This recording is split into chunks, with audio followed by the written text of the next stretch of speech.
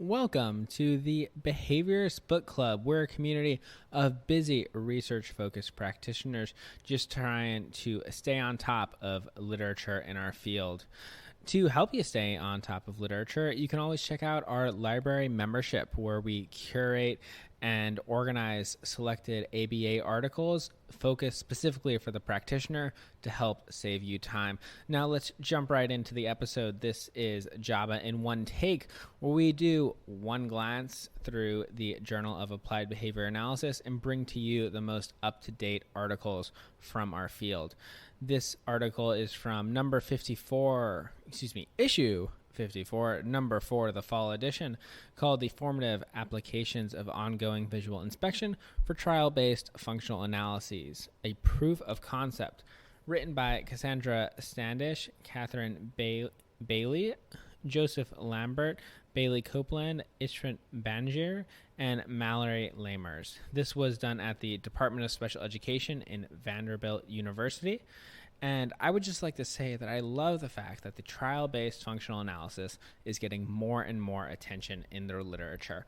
I don't know why. Maybe it's because recently at my clinic we conducted quite a few trial-based functional analyses, but it's quickly becoming my favorite clinical and specifically school-based intervention. We'll talk about it a little bit more, but it is such a practical and focused assessment that it just has so many advantages in those settings where things get a little messy and you can't always control the variables, but the trial-based functional analysis lets you capitalize on naturally occurring establishing operations to set up your control and test trials.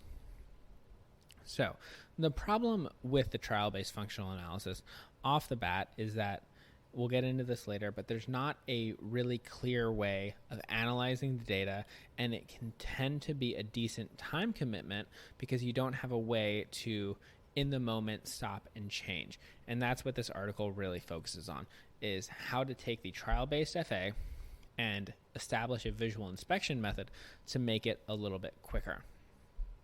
So remember now that a functional analysis, the way we're using that term, is just the identification of a functional relation. So an if-then. So if attention is provided, then the behavior increases. If, compliance with MANS is denied, then behavior increases, or increases then decreases with the extinction curve. The term functional analysis does not mean, of course, a specific set of procedures done by Dr. Iwata in 1984 and republished in 92. The trial-based functional analysis was developed from the functional analysis, the traditional functional analysis, but the procedures are different enough, but it keeps that same if-then logic, which is important. So whenever a clinician completes a functional analysis, the practitioner must engage with that data in two main ways. So the first way is a formative way, which is the ongoing visual inspection.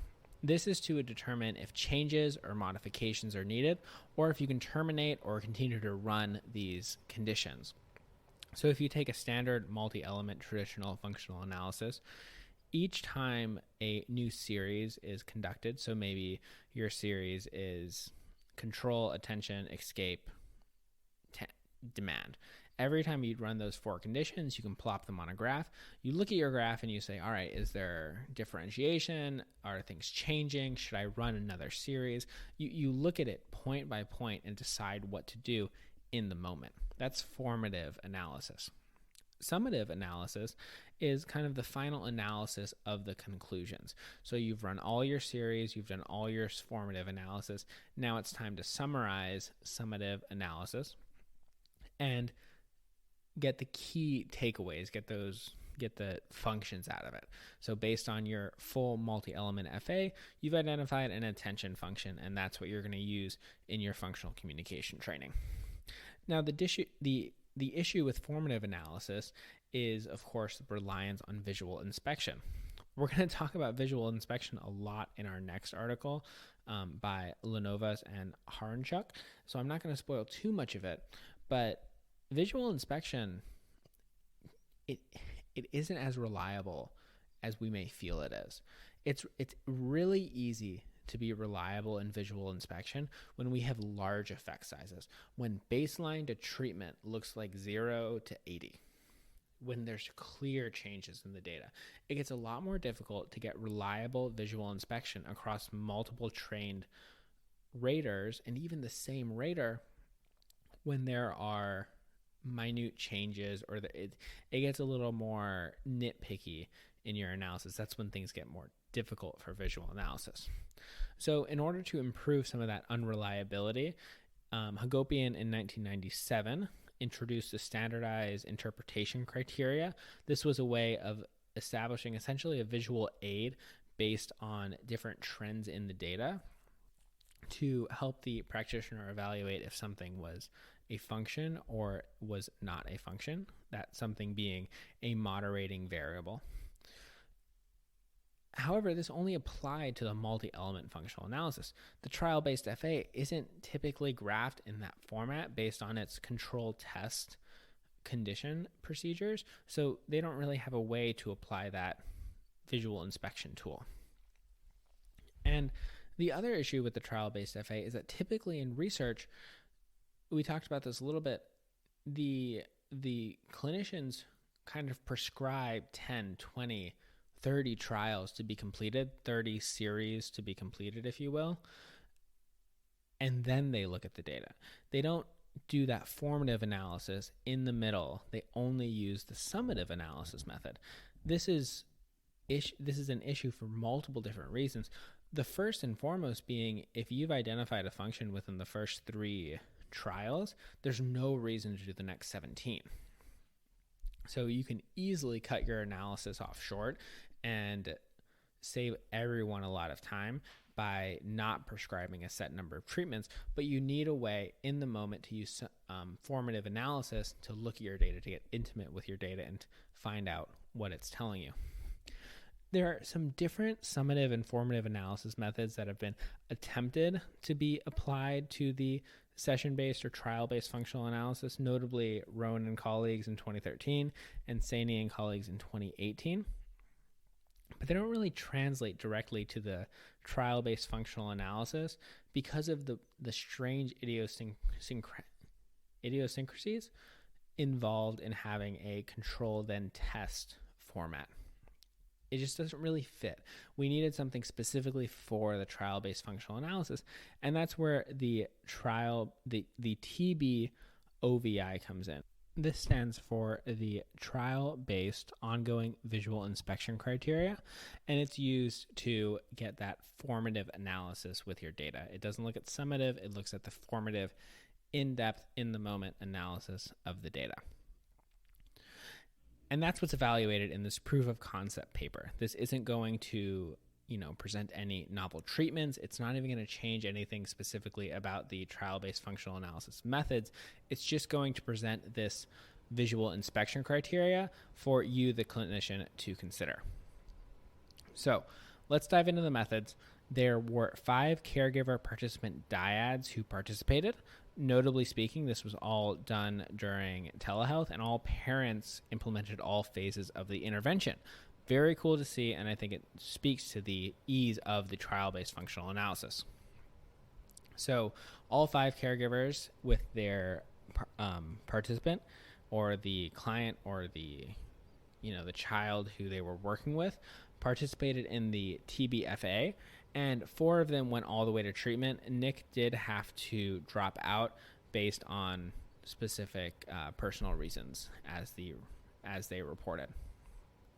The caregivers collected all data except for one of the participants, some of their treatment data. And video training modules and behavioral skills training was used to train the data collection, as well as the different trial-based functional analysis methods, as well as the different functional communication training, which was eventually chosen to be the treatment the treatment procedure. Challenging behavior included aggression, property destructions, and self-injurious behavior. I don't usually talk about the challenging behavior and the specifics of the behavior targeted, but I felt like it was significant because a lot of times I know when I read these telehealth style articles, my first thought is, oh, well, that would never work for so-and-so because his behavior is too severe. And I think it was important to note that this is severe behavior. We're not dealing with, some tears here. This is something really concerning, and they get into a safety plan later, but there were serious things to consider before starting this. Telehealth works. And this paper, it didn't mean to, but it demonstrated a really clear model for practitioners to follow as well. So other alternative behaviors included MANS and compliance with academic tasks. So those are the appropriate behaviors that were selected to replace. We had really good fidelity, another thing I don't always talk about in our short podcast, but it's important to note that the caregivers had really strong fidelity when they were using the trial-based FA. So in terms of the TBOVI, the trial-based ongoing visual inspection criteria, the first thing they noted for their first assumption was that an effect, so a trial that was recorded as a yes, could only be produced when problem behavior occurred in the test condition, but not in the adjacent control condition. Now, I'm not sure how comfortable you are with trial-based functional analysis, but it might be worthwhile to spend a second breaking down what that actually looks like. So when you start a trial-based functional analysis, you start each condition, so your attention condition, for example, with a control. They did a 2-minute control session where the relevant establishing operation for behavior maintained by attention was absent. So in this case, attention was constantly provided to the child. So for 2 minutes, non-contingent attention is provided. And then at the lapse of 2 minutes, the establishing operation for behavior maintained by attention is put into place. And attention is removed from the environment, and the therapist says, I'm busy, and doesn't engage with the child until problem behavior occurs once. At that point, the attention is reintroduced contingent on problem behavior, and you record the time until that behavior occurred, and you end the trial there. So in our attention condition, it's possible that problematic behavior could occur in the control condition. And if it occurs in the control condition, even if it occurs in the test condition, it's not considered a yes trial for the TBOVI. Behavior has to be absent in the control and then present in the test for that trial, that specific data point, to count as a yes. So the other rule, so with that assumption, the general rules were there had to be the amount of yes trials had to be more than 3. That was the first rule. The amount of trials where problem behavior was absent in control and present in test had to be more than 3. There had to be more yes trials than no trials.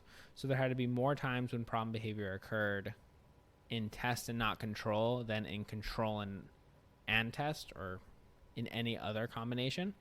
And finally, the assessment couldn't run more than 20 trials. They put a cap on because really you could keep running this out for as long as you wanted, but the cap presented a clean way for clinicians to say, nope, this is not a function, or this is a function.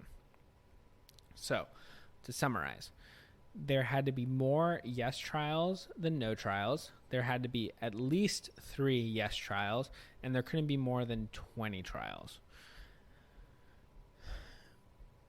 Once you have all those rules, it just comes down to running the TBFA. So the procedures were, the researchers told the caregivers to conduct all 20 trials. They just said, you know what, go out, conduct 20 trials. What we're now going to do is after you've collected all 20 trials, we're going to apply our visual inspection method, data point by data point, and stop whenever our visual inspection method tells us to. Whatever functions we identify or don't identify, we're going to throw into a treatment, we're going to give it to you, and you're going to validate the results of our functional analysis and really the functions identified by the visual inspection tool. Pretty cool method. I do like the way it worked, and I like that concept of we're going to do everything, but we're going to use our visual inspection procedure to see what we really needed. So the baseline you had the trial-based functional analysis. You identified different functions. Each child then moved into an intervention component. That intervention consisted of baseline, which was similar to the test conditions of the trial-based functional analysis. Then the intervention condition, which was that same test condition, but there was extinction for problematic behavior and differential reinforcement of the functional communicative response that was trained. And then finally, they went into delay tolerance. So they actually started fading that FCR that they had reinforced on the FR1 or repeated schedule, which I think was a really important note in this paper. Because this was such a practical paper, they did have to introduce delay tolerance. And while I don't think they needed to really drive home the point that the TBOVI was an effective visual inspection tool, I appreciate the fact that they did include delay tolerance because it adds a lot of social validity to the entire process. The delay tolerance was simply a multiple schedule arrangement. So there was two signals. One signal showed that appropriate behavior and problem behavior was on extinction, so they weren't allowed to ask for a break or ask for attention. And the other signal was that problem behavior was on extinction, but appropriate behavior was being reinforced. These were all signaled with a bracelet. They did include a safety plan, which is the first one I've seen in a while. I'm not going to go in it piece by piece because it's very specific to the children, but it is important that they included this. They talked about it. They said, you know what, we're dealing with severe behavior. We're dealing with parents who are potentially untrained in this situation. They may not have the physical management ability that a trained staff would have. So we need to make sure everyone's safe. The researchers gave the parents ample opportunity to walk out or terminate the protocol if they ever felt unsafe or if they felt like escalation was occurring past the point of acceptability. So in terms of results, what they found was that the functions were identified much more efficiently and the treatments did work, which meant that the trial-based ongoing visual inspection was able to identify accurate functions using only the specific trials and data points that the visual inspection would have looked at. So this actually took two different kinds of forms. So in one case, with one of the children in particular, they were able to identify that there was a tangible function within 3 trials. Within 3 trials, all of their criteria was met, and they identified that there was a tangible function. So that kid actually saved on 17 trials. So there was a huge time save there. For another kid, it was a little bit different. There was kind of mixed data for a while, and it was only until the last 3 trials of 20, so 17 to 20, that they were able to identify finally that there was a function. So it was able to save time for some situations, and it was also able to standardize that decision-making process. Every BCBA who's run any type of functional analysis knows that there's a crossing point, right? There's a point where you say, I'm going to continue this analysis or I'm going to stop this analysis because I have the data I need. That decision can be really hard for new BCBAs. I know I've run into that issue myself where I've ended a functional analysis because I wanted to, start treatment and take that kid out of that situation. When in reality, I probably should have kept on going for another couple series to really confirm what I was working on. So besides validating the ongoing visual inspection tool, what other things did this paper show us? Well, I think the one huge thing that jumped out to me was that the telehealth model and the model of functional analysis to functional communication training to delay tolerance is absolutely applicable across different settings, including in the telehealth model. Obviously, we don't have specifics about, very specific client traits or parent traits, or if it was, third grandma, or if it was, mom or dad or caregiver or we don't know who was implementing things, but we at least know that for these 4 children, intervention went through without a hitch, and the data looks really good all the way through delay training. So if you're looking, if you kind of have a kid you're stumped with, this actually might be a good article to look at. Do you have your function? Is it correct? Have you done solid functional communication training? And if you've done that, maybe it's time to introduce some delay tolerance. And this may be a good article to go to start.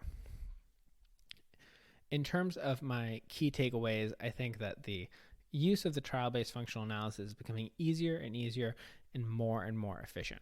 I think if you are ignoring the trial-based functional analysis in your clinical work, you're losing out on a really strong assessment. I think especially if you work in the school settings, I think it might be really valuable for you. And I would even go as far to say it might be more practical in the school setting than a lot of other assessments like the exce or the traditional functional analysis. The other thing I kind of already talked about, but telehealth is still working. I think we can still make a lot of progress on telehealth. And I think that this article really demonstrated that. So if you're in a situation where you're still working completely remote, you can still do things. You can still work and you can still have really good progress with the kids you serve. For my final consideration, for those BCBAs who are driving to work right now, staying on top of the literature, trying to get through and be a good, strong, research-focused BCBA, I think that this really points out that the use of standards can be really valuable in your day-to-day practice. So maybe you don't have a visual inspection standard, but maybe you have something where you find yourself daily, regularly, weekly, constantly having to spend a lot of your time and mental effort making one decision. For me, it was, should I keep going with this intervention or should I change it? Should I keep going? Should I change it? Do I have control? Do I not have control? And something that really helped me was applying just a simple rule. If the data looks like this or this, I keep going. If the data look like that or that, I pause. Now, I apply that rule. I check it to make sure that I haven't missed anything before I do the go ahead to my RBTs. But the application of that simple rule set has helped save me so much time, so much mental effort, and it was able to let me shift my focus into other areas as well. So for your consideration, think about ways that you can implement your own personalized protocols into work you do every day. All right, guys, that is going to close out Wednesday for us. Remember, you can always find me on my website, www.behavioristbookclub.com. We did open the library. I'm really excited about it. There is 100 plus curated ABA articles. This one will also be going in there. I think it actually already is in there. Now that I remember it, with the trial-based FA section, you can find sections over problem behavior, verbal behavior, teaching mans, ISCA, PFA. There's a section on that. Come hang out, talk in the forums, chill with me. We'll have our own journal clubs, and it'll be a great time. That is all, and I will see you guys on Friday for one last article on machine learning to really close out a fun week.